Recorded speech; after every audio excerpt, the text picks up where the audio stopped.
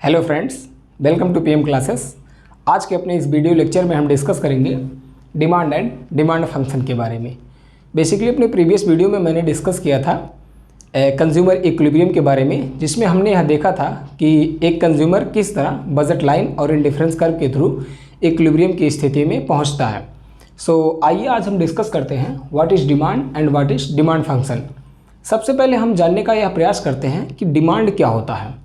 Basically the desire और the willingness to possess something, किसी भी चीज़ को पाने की जो हमारी डिज़ायर या विलिंगनेस होती है उसे हम डिमांड कहते हैं। ये डिमांड के बारे में हमारी जनरल अंडरस्टैंडिंग है, लेकिन इकोनॉमिक्स में डिमांड का एक डिफरेंट मीनिंग होता है।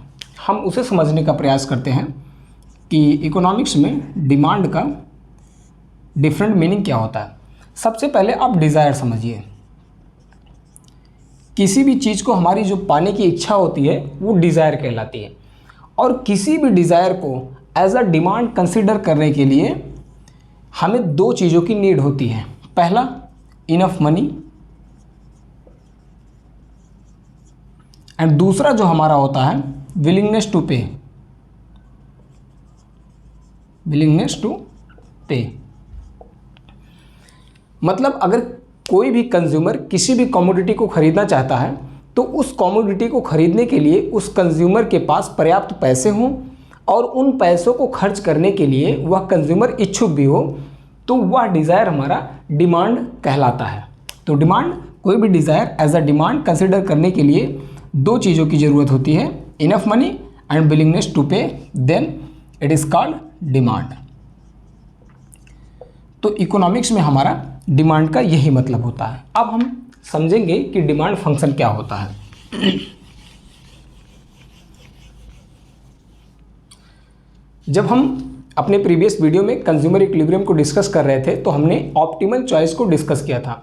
जब एक कंज्यूमर किसी भी कमोडिटीज़ की डिफरेंट क्वांटिटीज़ के बीच में ऑप्टिमल चॉइस करता है या फिर ऑप्टिमल प्रेफरेंस देता है, तो अन्य बातों के समान रहने पर, अन्य बातों का मतलब हमारा यहाँ से है कि taste and preference of the consumer, taste and preference of the consumer.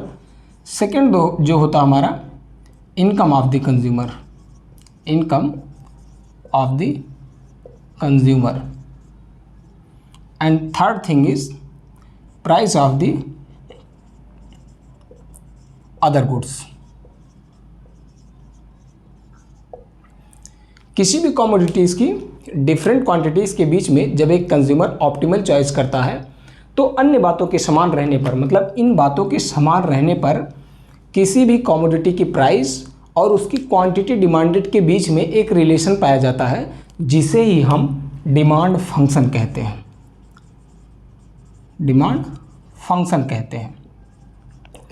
तो बेसिकली हमारा डिमांड फंक्शन क्या हुआ? Demand function is the relationship between the price of the commodity and the quantity demanded of the commodity. किसी भी commodity की price और उसकी quantity demanded के बीच में जो रिलेशन पाया जाता है उसे हम डिमांड फंक्शन कहते हैं। रिलेशन बिटवीन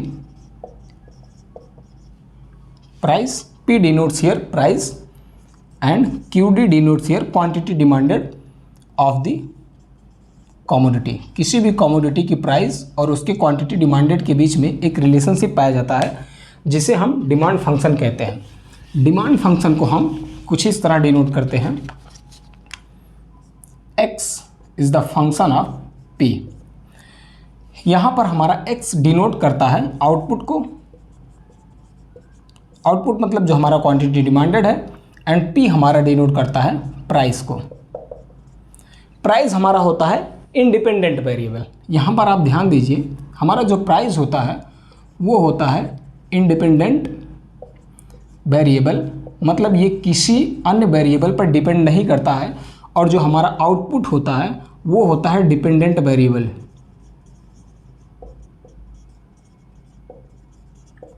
हमारा आउटपुट कोई भी कंज्यूमर किसी भी कमोडिटी की कितनी क्वांटिटी को कंज्यूम करता है ये हमारा प्राइस पर डिपेंड करता है।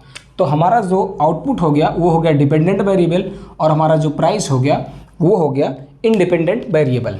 अब आप इसे एक ग्राफ के थ्रू थोड़ा आसानी से समझने का प्रयास करें।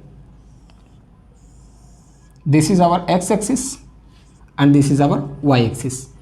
बेसिकली एक्स एक्सिस पर हम डिपेंडेंट वेरिएबल को डिनोट करते हैं, मतलब हम यहाँ पर x दैट इज़ आउटपुट को डिनोट करते हैं एंड यहाँ पर independent variable that is our price को डिनोट करते हैं।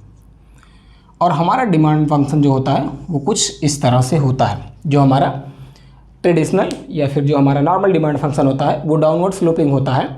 इसका मतलब यह होता है कि जब भी किसी भी कमोडिटी की प्राइस बढ़ती है तो उसकी क्वांटिटी डिमांडेड घट जाती है, और अगर किसी भी कमोडिटी की प्राइस घटती है तो उसकी क्वांटिटी डिमांडेड बढ़ जाती है। बेसिकली ये हमारा होता है डाउनवर्ड स्लोपिंग डिमांड फंक्शन। कुछ अन्य केसेस में हमारा डिमांड फंक्शन अपवर्ड स्लोपिंग भी होता है, कुछ इस तरह से।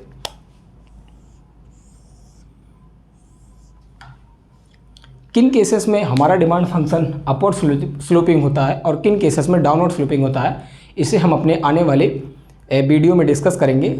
आज के लिए बस इतना ही। थैंक यू, धन्यवाद। अगर इस कॉन्सेप्ट से रिलेटेड कोई भी क्वेश्चन हो तो आप कमेंट बॉक्स में पूछ सकते हैं। तब तक के लिए थैंक यू, धन्यवाद।